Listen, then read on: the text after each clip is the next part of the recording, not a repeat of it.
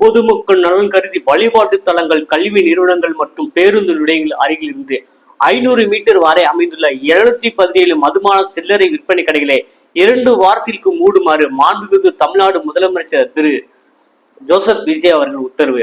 தமிழ்நாடு மாநில வாணிபர் கழகத்தால் 4265 மதுபான சில்லறை விற்பனை கடைகள் தற்போது நடத்தப்பட்டு வருகிறது. அதில் வழிபாட்டு தலங்கள், கல்வி நிறுவனங்கள் மற்றும் பேருந்து நிலையங்கள் அருகிலிருந்து 500 மீட்டர் வரை அமைந்துள்ள கடைகளை ஆய்வு செய்து கண்டறியுமாறு மாண்புமிகு தமிழ்நாடு முதலமைச்சர் திரு ஜோசப் விஜய் அவர்களால் உத்தரவிடப்பட்டது. மேற்படி ஆணைக்கிணங்க இந்த 3 இடங்களில் 717 மதுபான சில்லறை விற்பனை கடைகள் செயல்பட்டு வருவது கண்டறியப்பட்டது.